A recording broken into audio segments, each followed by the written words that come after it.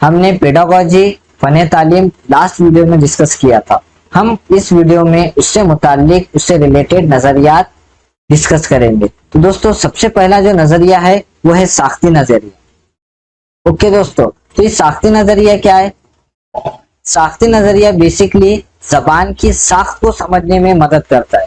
ठीक है दोस्तों, जैसे कि फॉर एग्जांपल आप अगर टेंसेस पढ़ रहे हैं, ठीक है, तो टेंसेस में आपके सब्जेक्ट आएंगे। ओके, सब्जेक्ट प्लस वर्ब आएगा प्लस ऑब्जेक्ट आएगा। ये क्या है दोस्तों? ये एक साख्त है, किसी भी जुमले की एक साख्त है। जैसे उर्दू में हम क्या कहेंगे? फेल, फाइल और मफूल। ठीक है दोस्तों, तो ये सारी चीजें किस नजरिए के तहत आएंगी? साख्ती नजरिए के तहत। इस पर क्या जोर दिया जाएगा दोस्तों? अल्फाज की तरतीब व तश्कील को जोर दिया जाएगा। ओके, जुमले की तश्कील को जोर दिया जाएगा और सबसे इंपॉर्टेंट कवायद का इल्म शामिल होगा। ठीक है, इसके बाद दोस्तों हमारा दूसरा नजरिया आता है अमली नजरिया। ठीक है, यहाँ पर आपको नाम से ही ये चीज पता हो रही होंगी, अमल या फंक्शनल या इम्प्लीमेंटेशनल। यानी क्या कर रहे हैं हम? अमली नजरिए में जो भी हमारा नॉलेज है प्रीवियस, उसको इम्प्लीमेंट कर रहे हैं। क्या कर रहे हैं दोस्तों? इम्प्लीमेंट मीन्स उसका इतलाक कर रहे हैं, उसको नाफिजुल अमल कर रहे हैं, अपनी अमली जिंदगी में लेकर आ रहा है। तो यहाँ पर क्या होगा दोस्तों? इस अमली नजरिए में हम बच्चों को है ना प्रैक्टिकली इन्वॉल्व करेंगे। जबान में प्रैक्टिकली इन्वॉल्व किस तरीके से किया जाएगा दोस्तों? आप उनकी है ना मजमून निगारी का टेस्ट ले सकते, ठीक है दोस्तों। उसके अलावा खुतूत नवीसी का टेस्ट ले सकते या फिर आप उसकी प्रैक्टिस करवा सकते। ठीक है दोस्तों, तो अमली नजरिए में जबान के इतलाक को ज्यादा अहमियत दी जाती है। ठीक है दोस्तों, जिसमें जबान का अमली यानी प्रैक्टिकली उसका इम्प्लीमेंट आपको सिखाना होगा। किस नजरिए में? जबान के अमली नजरिए में। जो तीसरा जो नजरिया है हमारा, वो है तामुलाती नजरिया। अब दोस्तों यहाँ पर तामुल जो लिखा हुआ है, तामुल की मीनिंग क्या होते हैं? इंटरेक्शन करना। ठीक है दोस्तों, तो यहाँ पर हमें इंटरेक्शन और तामुल से ही ये बात पता चल रही है कि यहाँ पर दो या दो से ज्यादा लोगों के बीच में क्या होगा? इंटरेक्शन होगा। बराबर है। तो यहाँ पर इस नजरिए में क्या क्या हो सकता है पॉसिबिलिटीज? कि हम जबान की प्रैक्टिस के लिए बच्चों को तकरीर के मुकाबले में इन्वॉल्व किए, या फिर ग्रुप डिस्कशन में इन्वॉल्व करेंगे, या फिर हम तवज्जो मरकूज क्या पे करेंगे? जबान के बाहमी तबादले ख्याल। ठीक है दोस्तों, यहाँ पर जबान के तामुली नजरिए में समाजी ताल्लुकात को बनाने कायम करने का वसीला माना जाता है और बाहमी तबादले ख्याल इस्तेमाल किया जाता है। ठीक है दोस्तों, यहाँ पर क्या हो सकता है? इसकी मिसालें तकरीर, ठीक है, इसके अलावा ग्रुप डिस्कशन, ये सारी इसकी अमली जामा शक्लें हो सकती है। ठीक है दोस्तों, तो दोस्तों बढ़ते हैं हमारे नेक्स्ट टॉपिक की तरफ, जो है जबान की तहसील के मराहिल। तो दोस्तों ये जो है पहली जबान मीन्स क्या हो रहा है? आपकी मादरी जबान। ये आपको जहन नशीन करना है कि पहली जबान हमारी हमेशा कौन सी होती है? हमारी मदर टंग होती है। तो पहली जबान मदर टंग को जो सीखा जाता है, एक्चुअली सीखा नहीं जाता, उसकी तहसील जो की जाती है, उसको एक्वायर जो किया जाता है, एक्विजिशन जो किया जाता है, उसके मराहिल क्या है? तो सबसे पहले बच्चा पैदा होने के बाद उसकी क्राइंग स्टेज रहती है कि अपनी हर बात को एक्सप्रेस करने के लिए वो हमेशा रोया करेगा। जैसा भूख लगी वो रोएगा, ठीक है, उसको जरूरत से फारिग होना है तब भी वो रोएगा। उसके बाद कूइंग वाली स्टेज आती है। तो ये स्टेज में बच्चा क्या करता है दोस्तों? ये स्टेज जो है 4 महीने तक के बच्चा कूइंग स्टेज में होता है। कूइंग का मीनिंग ही है कि सिर्फ वो हुर्फ इल्लत या वॉवेल्स वाले साउंड ही निकाल सकता है। ठीक है, उसके बाद स्टेज आती है बबलिंग की। बैबलिंग जो स्टेज है, इसमें है ना बच्चा 6 महीने से, ये क्या है दोस्तों? माह है। 6 माह से लेकर 9 महीने तक बच्चा मुख्तसर से अल्फाज बोलना शुरू करता है, जैसा बाबा, मम्मा, इस तरीके से। ठीक है दोस्तों, बाद में उसके 9 महीने से लेकर 18 महीने तक, यानी 9 महीने से लेकर 1.5 साल की उम्र तक बच्चा इस काबिल बन जाता है कि वो एक अल्फाज बोलना शुरू कर देता है। जैसे सिंगल लफ्ज का इस्तेमाल करना शुरू कर देता है, जैसा पानी दो, इस तरीके से। ठीक है, और 2 वर्ड जो स्टेज है वो 18 महीने से लेके 24 महीने तक, यानी कि 1.5 साल से लेके 1.5 ईयर टू 2 ईयर, यानी 1.5 साल से लेके 2 साल के उम्र में पहुंचने तक बच्चा अच्छे खासे जुमलों की तश्कील करना शुरू कर देता है, जैसे मुझे पानी दो, साकिब भाई मारा, इस तरीके के जो जुमले हैं वो बोलना स्टार्ट कर देता है।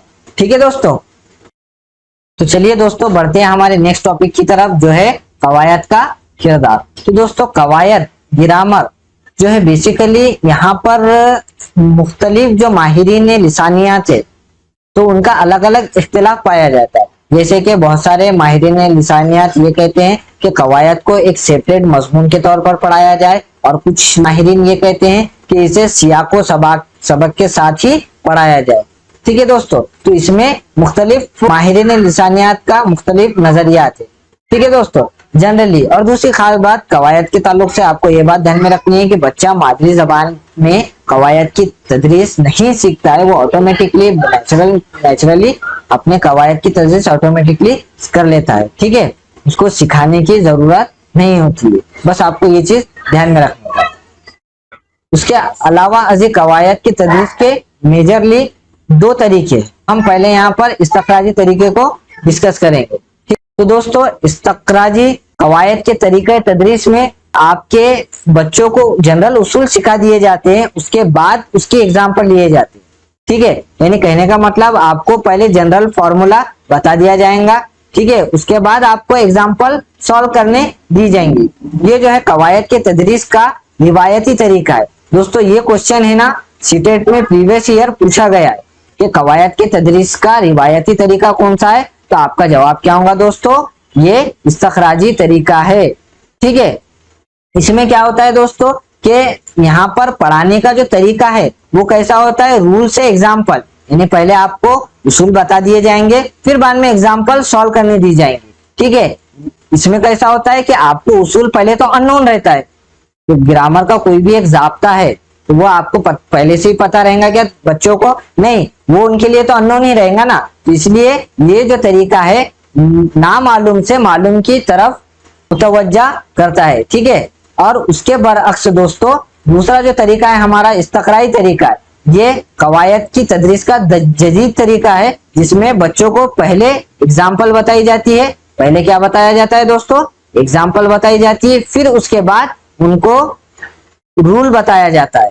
क्या बताया जाता है, रूल बताया जाता है। जैसा फॉर एग्जाम्पल मुझे पार्ट ऑफ स्पीच बताना है, ठीक है, तो जिसमें मुझे बच्चों को नाउन और वर्ब पढ़ाना है, तो इस्तखराई तरीके तदरीस में मैं क्या करूंगा, इस्तखराई तरीके तदरीस में पहले बच्चों को कुछ सवालात करूंगा, जैसा बेटा ये बताओ ये क्या चीज है, तो बच्चे करेंगे सर ये पेन है। ठीक है, मैं दूसरा उनको सवाल ये पूछूंगा, बेटा बताओ मैं क्या कर रहा हूं, तो बच्चे ये कहेंगे कि सर आप लिख रहे हैं। ठीक है, फिर बाद में जाकर मैं बच्चों को ये बताऊंगा कि किसी भी चीज शय के नाम को इस्म कहते हैं। ठीक है, जैसा ये पेन किसी चीज का नाम है, इसे पेन कहते हैं, ये क्या होगा, इस्म होगा। उसी तरीके से किसी भी काम के करने को क्या कहा जाता है, फेल कहा जाता है। ठीक है, तो बाद में जाकर बच्चों को ये बताया जाएगा कि लिखना है, ये क्या होगा बेटा, फेल होगा। ठीक है, तो इस तरीके से यानी बच्चों को पहले मालूम चीजें बताओ, उसके बाद ना मालूम चीज की तरफ लेकर जाओ। यानी पेन तो बच्चों को पहले से ही पता था, फिर उसके बाद ना मालूम चीज इस्म के तरफ लेकर गए। जैसा लिखना पढ़ना बच्चे को पहले से ही पता था, उसके बाद हमने वो जाब्ता बताया कि लिखने पढ़ने को ही हम क्या कहते हैं, फेल कहते हैं। जैसा यहाँ पर मैंने पेन का तस्करा किया, ये पेन है, ये कलम है, इसको क्या कहेंगे, इस्म कहेंगे। ठीक है दोस्तों, उम्मीद करता हूं आपको कवायद के तरीके तदरीस के ताल्लुक से अच्छे तरीके से समझ में आया होगा।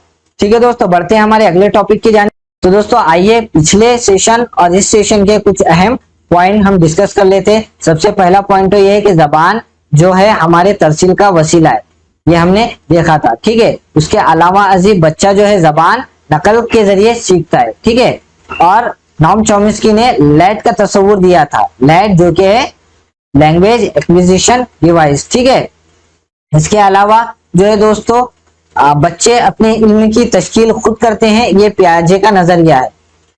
जैसे कि हमने कल लास्ट वीडियो में ये डिस्कस किया था कि बच्चे अपने इल्म की तश्कील खुद करते हैं, ये नजरिया किसने दिया था, जीन पियाजे ने दिया था। और उसके अलावा सोशल इंटरेक्शन, इंटरेक्शन के जरिए बच्चे जबान सीखते हैं, इंटरेक्शन के जरिए जबान सीखते हैं। ये किसने दिया था? वाइगोत्स्की ने ये नजरिया दिया था। उसके अलावा दोस्तों ये देखना है हमें कि 1963 के ऑफिशियल लैंग्वेज एक्ट के जरिए, ध्यान देना दोस्तों, ये ऐलान किया गया कि 1965 के बाद अंग्रेजी जबान बतौर मरकजी माविन जबान इस्तेमाल की जाएंगी।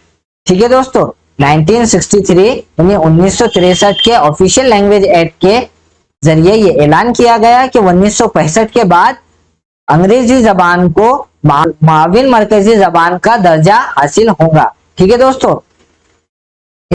तो दोस्तों हमारा नेक्स्ट पॉइंट है कि क्लासरूम में तामीराती निजाम यानी कंस्ट्रक्टिविस्ट अप्रोच का मतलब क्या है। इसका मतलब यह है कि बच्चों को आप है ना जाती तौर पर अपने इल्म की तश्कील खुद करने का मौका फराहम करें।